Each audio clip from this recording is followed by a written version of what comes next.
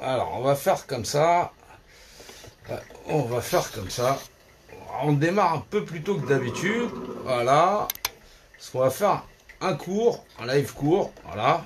Pour mieux comprendre ce qui nous arrive réellement. On sait que c'est pas simple. On sait que c'est pas simple du tout. Alors, ça fait 2 ans que ça a démarré le mouvement. On se rend bien compte qu'on a affaire à un ennemi qui est redoutable et qui progresse sur tous les plans. Cet ennemi, il est très mal connu de tous et pourtant tout le monde le connaît. Et effectivement, certains l'appellent le mal, certains les appellent les Rothschild, tarali, tralala, et grosso modo, on essaye de comprendre comment ça fonctionne. Alors c'est important de comprendre comment ça fonctionne parce que cet ennemi ne sera pas battu, comme ça. Il va falloir faire beaucoup d'efforts, il va falloir faire beaucoup d'efforts en ignorant totalement ce qu'on a appris. Ce qu'on a appris sur nos propres sens de perception et vis-à-vis du monde tel que nous le voyons. On ne peut pas battre un ennemi qu'on ne peut pas voir et dont on ne comprend pas la psychologie et surtout les capacités intellectuelles, on va dire, ou la science ou le savoir. Donc à savoir égal, combat égal. Mais là, on a affaire à des gens qui maîtrisent un savoir, non pas que vous ne pouvez pas maîtriser, mais dont vous ignorez totalement ou vous faites semblant d'ignorer, parce qu'on vous a conditionné à ça, tous les aspects dans votre vie. Alors c'est important de savoir que vous existez, ça c'est la première des choses, vous existez, vous êtes la réalité, vous voulez protéger vos familles, vous voulez protéger votre nation, vous voulez protéger effectivement votre environnement, mais pour ce faire, et pour pouvoir arriver à vaincre cet ennemi, il va falloir penser comme lui. C'est très important. Personne ne va au combat sans connaître ni le terrain, ni l'adversaire, ni même la manière dont doit penser cet adversaire. Et vous êtes obligé de savoir sur quelle vision a cet adversaire sur vous-même. Comment il fait pour vous manipuler à ce point?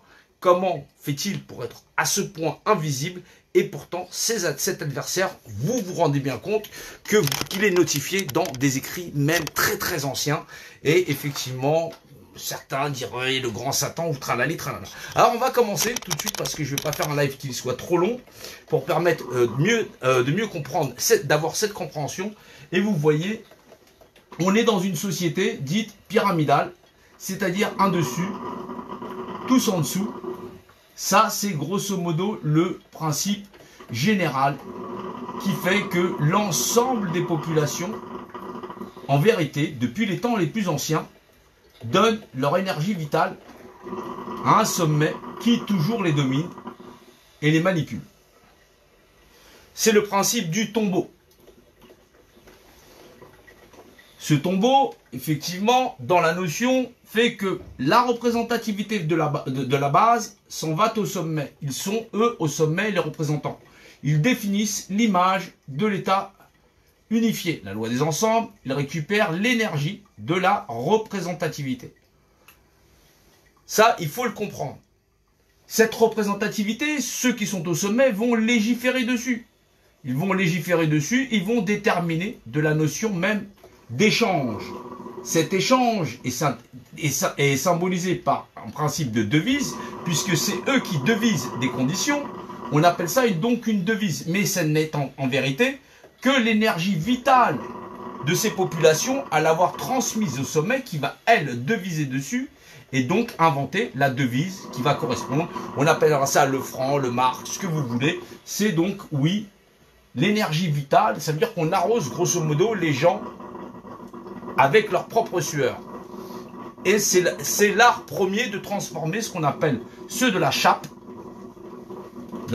donc le plomb, en or. C'est le secret de l'alchimiste. Voilà, les alchimistes, c'est le secret du fameux Poséidon, le dieu grec que vous connaissez. Voilà, Poséidon, père de Polyphème, dit le cyclope, n'a qu'un œil. Voilà, Polyphème, celui qui règne. Le fameux n'a qu'un œil. Alors, on va s'intéresser tout de suite à l'origine de cette alchimie. C'est là qu'on va pointer pour comprendre ce à quoi on a affaire. Alors, on va reprendre là, puisque vous connaissez à peu près cette pyramide, mais vous devez comprendre le concept général de l'alchimie dans sa base, c'est-à-dire le secret des magiciens. C'est le secret de la fameuse pierre philosophale. Alors oui, on va reprendre ça assez rapidement. L'univers, il existe, oui ou non? Oui, il existe, et donc il existe par la notion de représentativité. Puisqu'il existe, voilà, il existe par la notion de représentativité, voilà.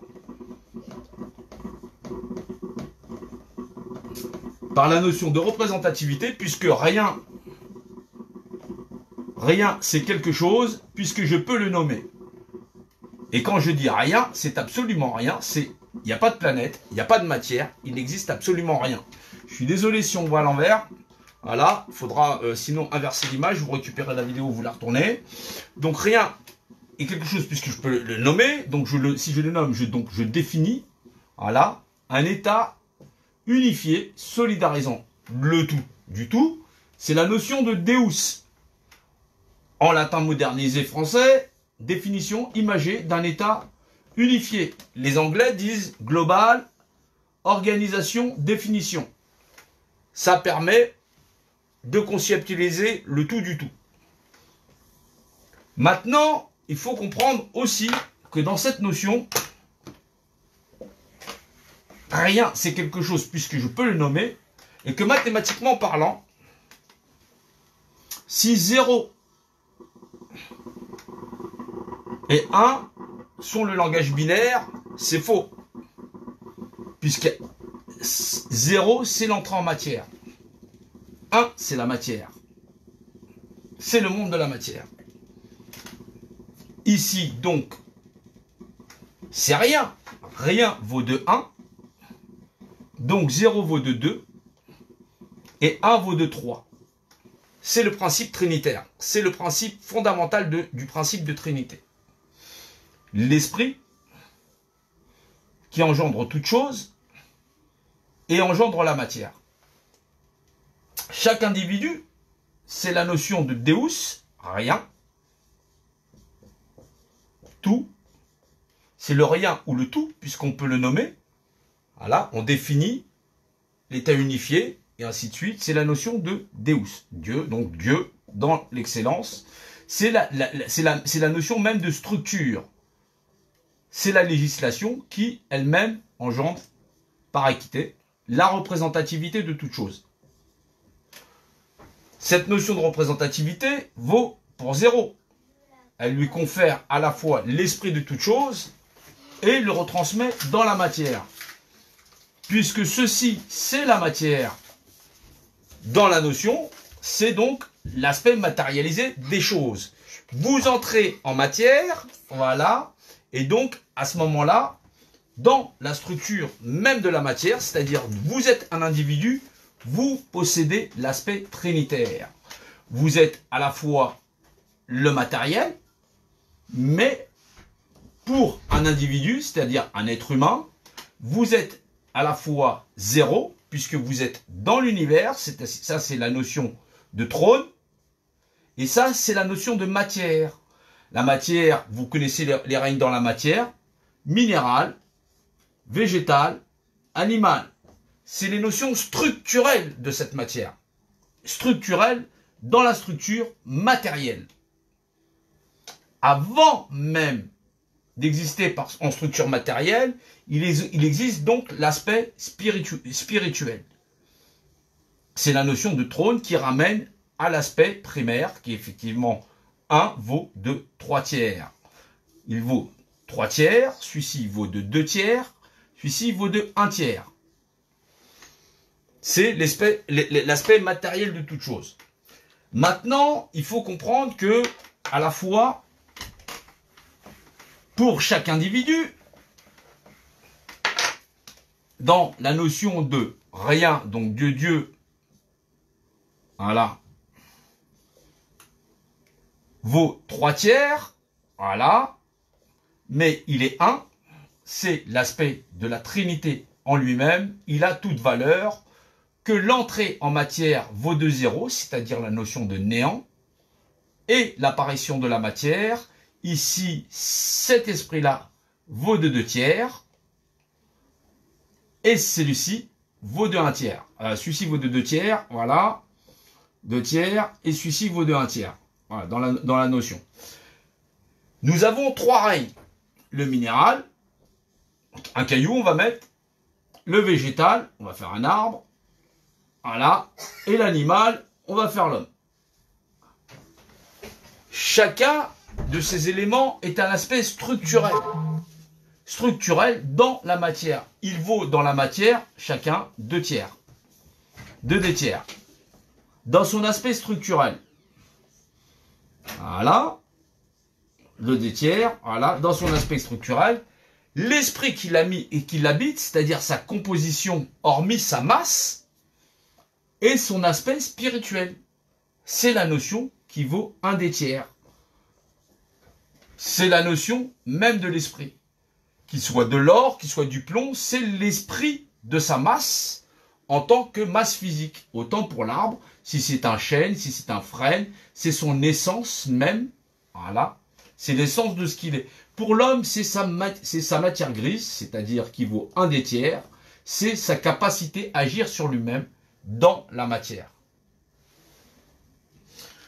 On doit comprendre aussi, dans cette notion, que l'ennemi qui assaille l'homme, lui-même, voit le monde de cette même manière.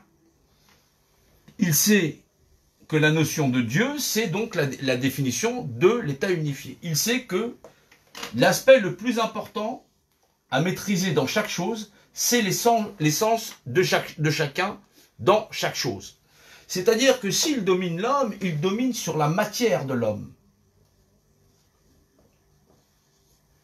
Ainsi, lorsque vous passez dans une foule, vous dites pardon, c'est votre esprit qui le dit, il le fait valoir par votre corps, et comme par miracle, la foule s'écarte parce que vous avez agi dans l'immatériel, dans la matière. Vous la pénétrez parce que l'esprit lui-même agit sur la matière.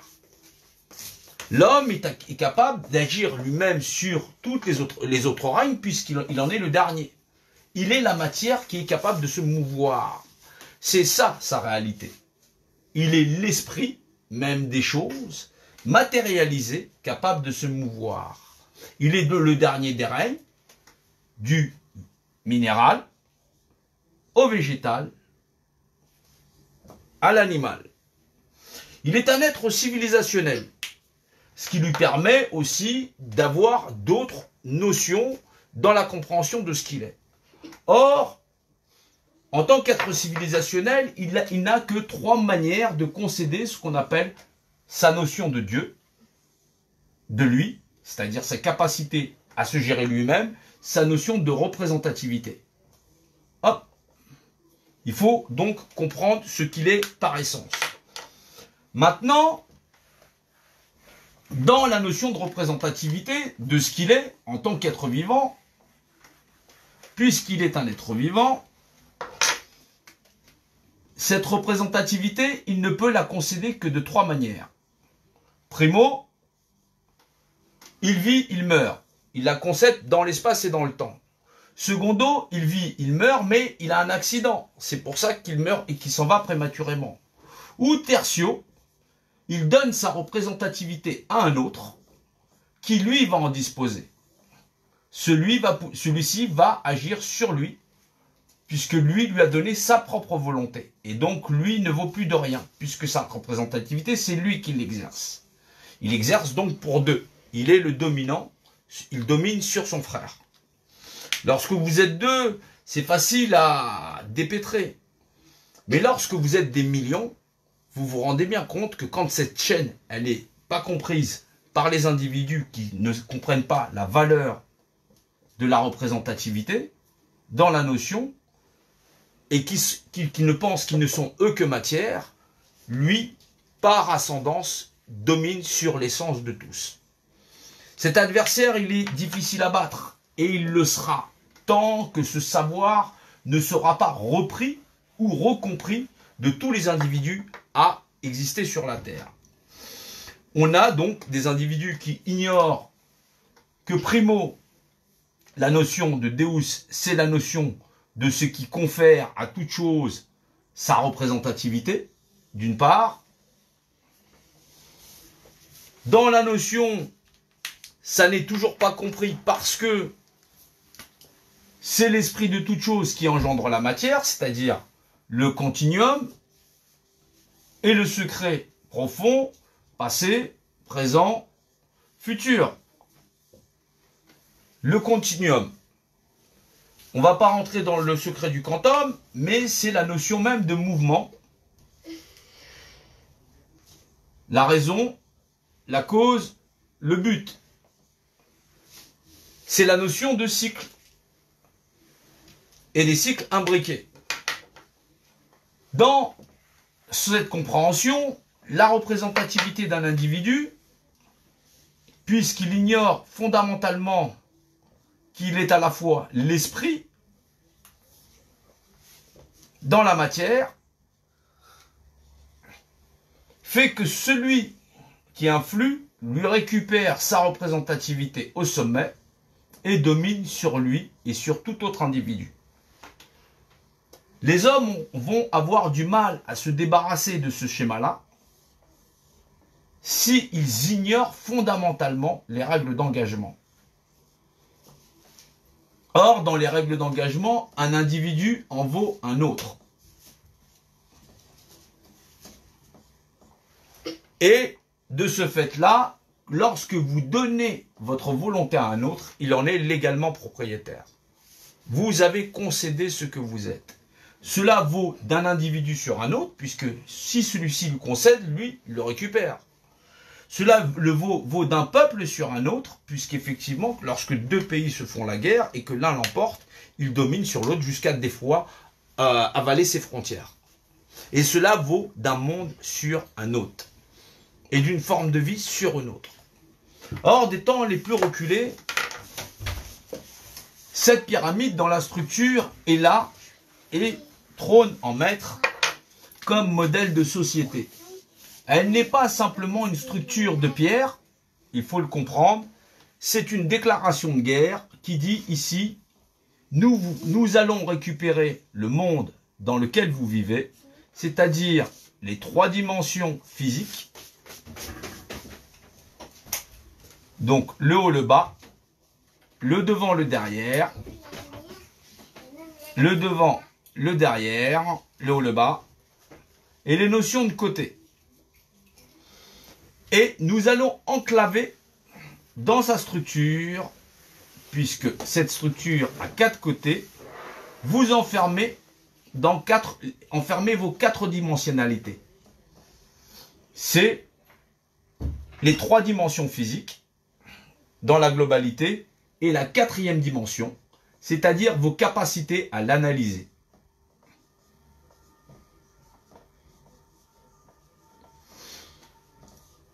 L'ennemi est redoutable. Il sait comment il avance. Il sait à la base, il a formé des générations d'ignorants qui ignorent fondamentalement les lois du vivant, de l'esprit et de la matière. Qu'agir sur l'esprit de quelqu'un d'autre, c'est le détruire dans sa matière ou lui influencer de quelque manière à agir lui-même sur la matière. Ici, il dit, je suis le dominant, je vous dirige, je vous commande, j'agis par mon esprit sur vos esprits, et effectivement, vous agirez vous-même sur le vivant, sur le minéral, sur le végétal, voire même sur l'animal, en vous déclenchant des guerres. Cette forme de civilisation s'appelle le contrôle par hiérarchisation pyramidale. Elle a formidablement conquis toute la planète, en dominant sur toutes les civilisations et toutes les populations. Largement dénoncée dans l'histoire et fait couler beaucoup d'encre, elle a créé 3 dogmes principaux que sont effectivement les Davidiens, Israélite, la chrétienté et l'islam, pour dénoncer le contrôle par hiérarchisation pyramidale.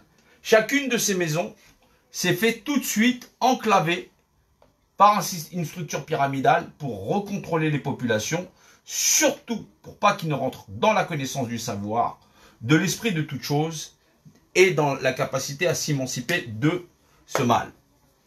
Ce mal est très très loin et très très vieux sur la Terre. Il domine depuis très très longtemps et il va falloir que beaucoup s'enquièrent du fait de comprendre fondamentalement comment cela fonctionne. Alors, on a fait un live la dernière fois où effectivement on a beaucoup détaillé.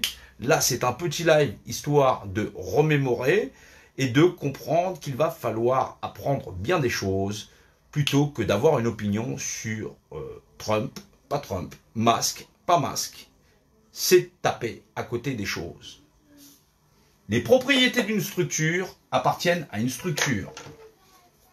Les propriétés de la pyramide, donc, sont dans la pyramide. C'est donc sa propriété.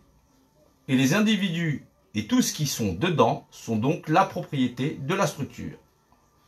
Il en est ainsi pour les lois du cercle, le carré pour le carré, le cube pour le cube, je veux dire, voilà.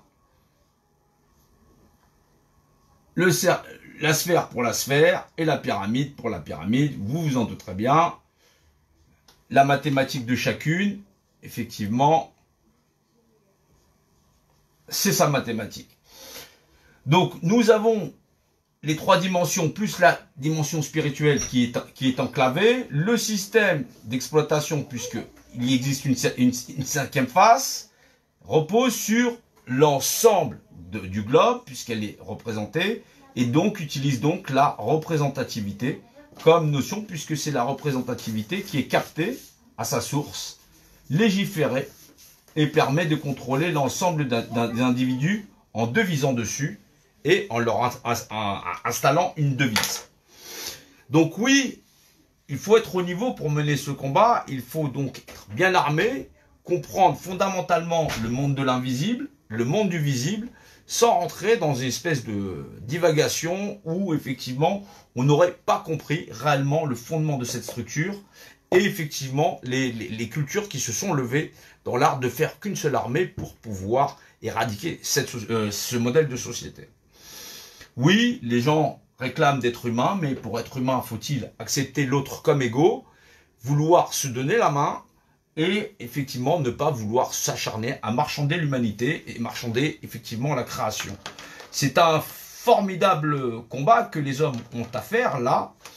Et effectivement, il ne va pas falloir se détourner du chemin parce que ça va barder. Ça va réellement barder et que ça n'est là que le début du prémisse qui fait qu'aujourd'hui, on propose de vacciner l'ensemble des populations pour pouvoir marquer le bétail et ce bétail être sacrifié. Puisque effectivement, vous vous rendez bien compte que cette loi ne vaut que pour un individu face à un individu, un groupe d'individus face à un groupe d'individus, et un planétoïde face à un autre planétoïde. Ah, vous imaginez bien que celui qui exerce cette action sur cette planète, forcément, n'est pas de la même nature que les hommes, puisque effectivement, la loi à laquelle il obéit, c'est la loi de la représentativité, et cette loi, elle naît quand l'univers il est, et par le créateur qui l'a créé, c'est donc la définition imagée de l'État unifié, qui est la loi, et c'est sous ces règles d'engagement que notre ennemi nous combat, c'est-à-dire les lois qui régissent l'univers. Donc oui, ça n'est pas le moindre des adversaires, il est surtout très redoutable.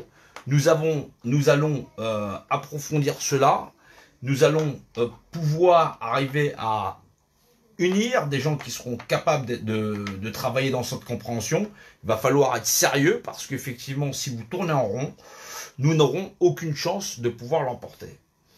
Parce que le monde de l'illusion est tout autour de vous et vous continuez encore à le marchander. Et c'est le monde dans lequel vous êtes prisonnier. Bienvenue dans la 4e dimension. Nous y sommes, c'est la capacité de perception et il faut que, effectivement, vous puissiez comprendre la législation globale de l'univers. Je définis un objet, je définis un état unifié, je définis un ensemble, on globalise une organisation définie. Voilà, il faut comprendre que cet ennemi est redoutable au plus haut point et que oui, nous devons de savoir mieux travailler ensemble, de faire travailler tous les collectifs, de rassembler tous les groupes dissidents et surtout d'avoir l'entendement de ce que nous combattons. C'est depuis très très longtemps que cet ennemi-là, depuis très très longtemps qu'il a fait couler beaucoup d'encre. Il dit que c'est hable, il dit que c'est faisable, il dit que nous devons le faire. Et effectivement, il dit hable. Hable n'est pas de tout ce qui se dit ou de tout ce qui se fait. Cela n'est pas raison et cela n'est pas raisonnable. Donc, c'est raison qu'il nous faut garder. Il faut savoir avancer. Je vous demanderai effectivement d'être patients les uns avec les autres. Et nous devons de savoir nous organiser. Alors, oui, on travaille autour de Table 700. C'est un formidable regroupement, mais qui doit permettre, non pas simplement de se réorganiser en tant que groupe humain, à faire face à une réelle menace et non pas à faire face à je suis d'accord, je suis pas d'accord, ou monter une Xème République. Nous devons être conscients de ce qui se passe sur cette planète depuis très très longtemps. Ça n'est pas le même niveau de tous les combats qui ont été menés par l'ensemble des civilisations. Et vous vous doutez bien, et vous voyez bien que cette forme de culture s'est imposée dans le monde entier. Faire tomber cette structure va nécessiter la plus grande des lucidités. C'est très important, surtout parce qu'elle est invisible à l'œil de tous et que seule la raison, être raisonnable, dans l'art effectivement de s'aimer, s'aimer, aime ton prochain comme toi-même, effectivement c'est l'argument, c'est un argument de taille, oui, mais faut-il comprendre pourquoi?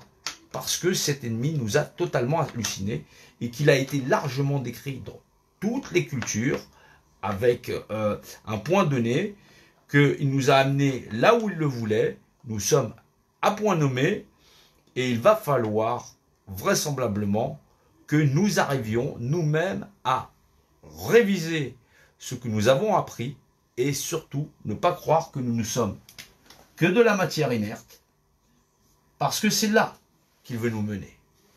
Il prétend que nous sommes seuls. Nous n'avons pas d'esprit de lien avec notre environnement. Nous ne le comprenons pas. Il nous a coupés de tous nos retranchements. Il nous coupe les uns des autres et il compte son bétail. Il fait la guerre en dominant sur la matière. Nous devons là retrouver tous nos esprits à faire l'unicité tous ensemble pour pouvoir effectivement aller à la victoire, puisque nous sommes condamnés à cela, sinon à disparaître. Je vous souhaite une bonne soirée. On reviendra sur un autre live plus tard. Voilà. On fait des lives de 8 heures, on essaye de partager, on essaye d'amener à la compréhension, mais j'essaye toujours d'avoir un exposé qui doit permettre l'ouverture d'esprit et le mieux comprendre comment, dans le regard de l'autre, nous lui apparaissons et comment il nous domine dans l'art de percevoir ce que nous ne pouvons pas voir. Je vous dis à plus tard et bonne continuation.